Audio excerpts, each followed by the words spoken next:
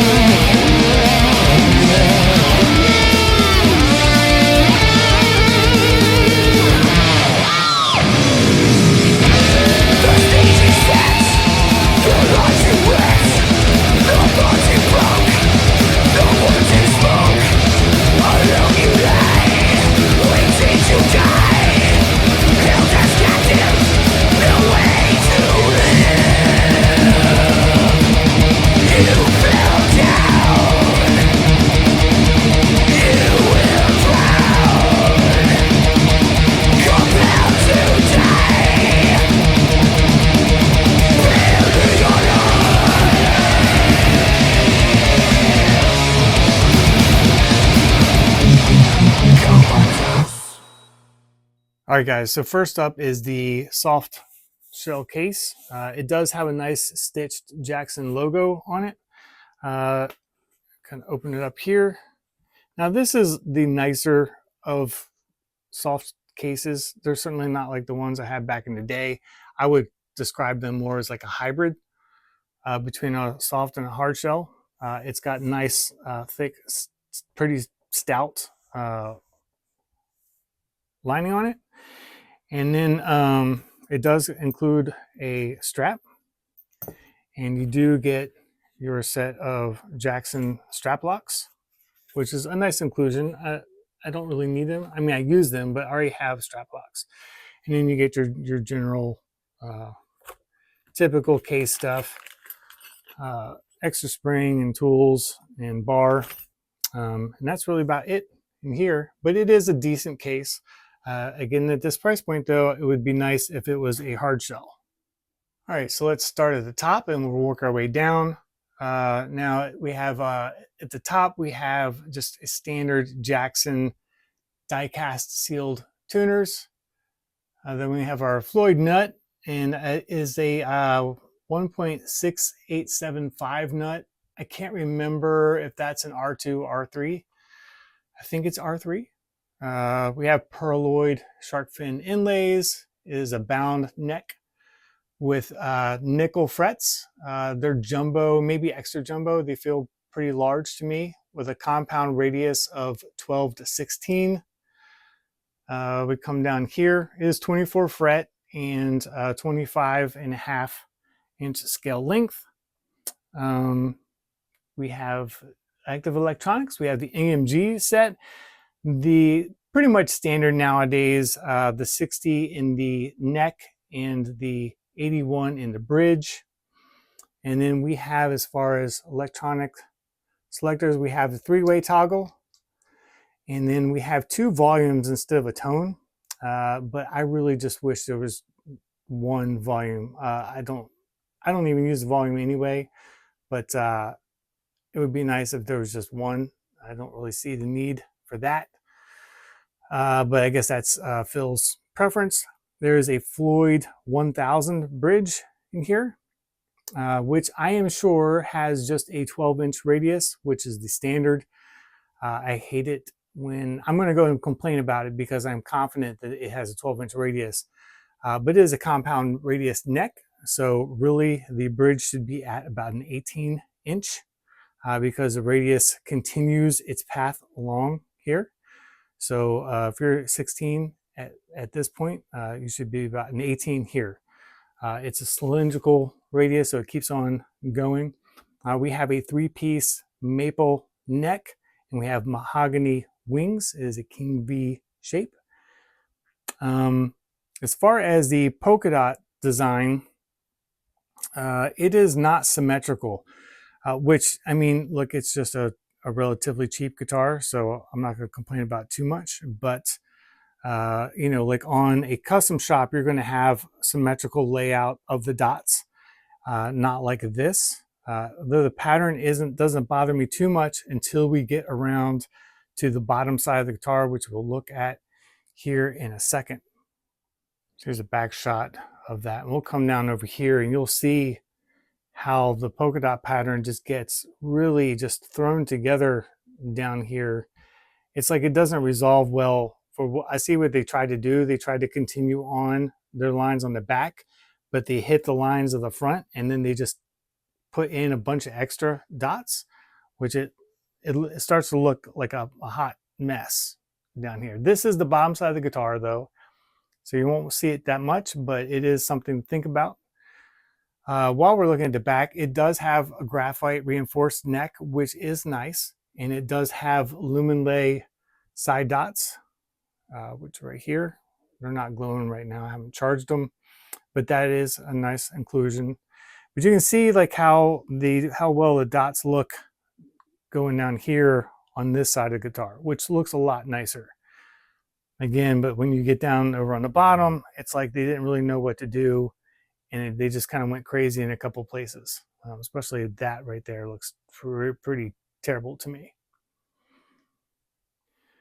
And here is a look at the cavities. The electronics are neatly ran.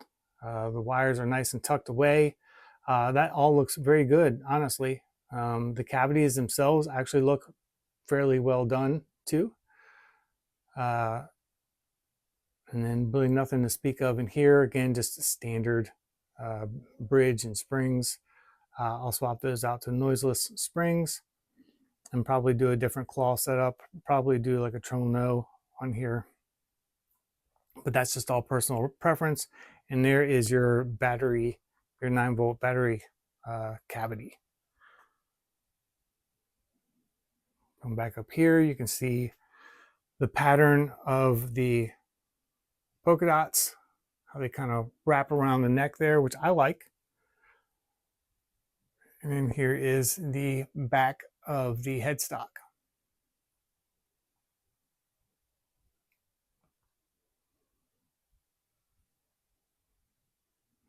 So overall, not too shabby, but a bit pricey.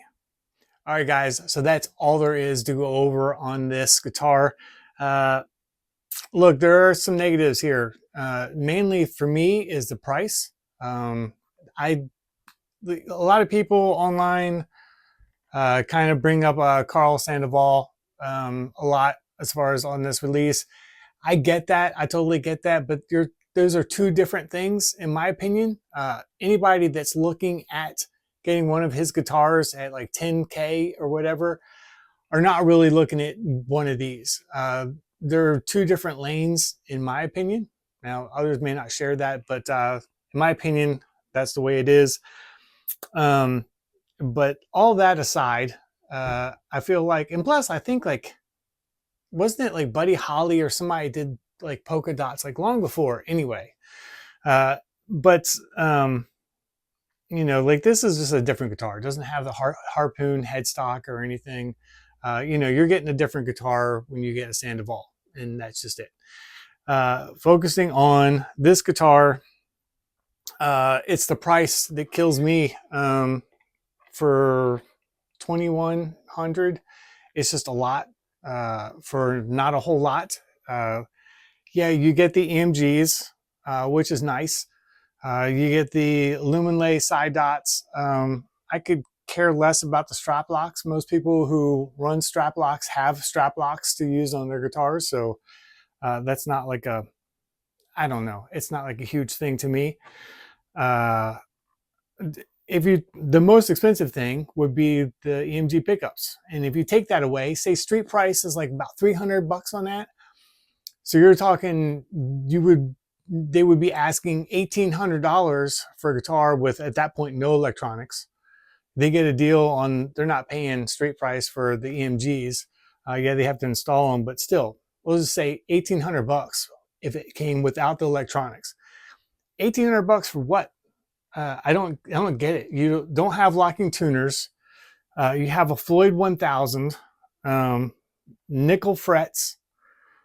I just don't see a whole lot of value on here. especially not in that price range. I mean, again, it's a Korean-made guitar. It's not like it's flawless. It has its issues. I brought up the polka dots on the bottom, how they don't kind of resolve well from going from side to side. With the USA made one, you're getting a uniform layout on the polka dots. It doesn't have a satin neck. You know, I keep on banging these things. You know, some people don't mind a gloss neck. I hate it. I wish it had a satin neck. I will be doing that to this guitar. On Phil's guitar, it's an unpainted, unfinished neck on his custom shop. So you know, I would imagine even he doesn't like the gloss neck. Now I do like the polka dots back there, but I don't like the gloss. I know the non-locking tuners could be like a, you know, a lot of people don't seem to care too much if they have a locking nut, but it makes changing strings so much easier. It's just a nice convenience to have. My biggest thing though is not having stainless steel frets. That's a huge issue to me. To sell a guitar at this price point and have nickel frets, that's pretty bad, in my humble opinion anyway. We're just not getting a whole lot for our money anymore. And it's just mahogany and maple. There's no exotic woods going on here. Yeah, they may have spent some time on the paint on this. I'm not really sure how labor intensive it was to do these polka dots. I imagine you just shoot it, maybe you just shoot it white and then put down circles all over it and then shoot it black, take off the circles, and then you got your pattern. I don't really know, but $2,100 is a lot to ask. That aside, I really like it. I do all the work on my guitars, so I save a bunch of money. So I'll do stainless frets on here. I'll do a OG Floyd bridge, that or like a Goto 1986 T or 1996 T, or a Schaller. Was it Trimmeister? Forgot what it's called, but so I'll do something like that, something that holds up better. This is not a bad bridge, just like for a budget guitar, but overuse, it wears fairly quickly, I find anyway, as far as the way I use trims, and you'll start to get tuning problems with that. So you know what I'd like to see is if they just would do like a German made base plate, and then you can put like the saddles and stuff, you know, the Floyd 1000 saddles and stuff on there. And I'm not going to get into the whole thing about Floyd 1000s are the same as like the OGs. They're not. I work on bridges all the time. I can tell you right now, they're not. There's a lot of differences between the two. So yeah, I mean, I'm going down this rabbit hole of complaining about it. I absolutely love it though,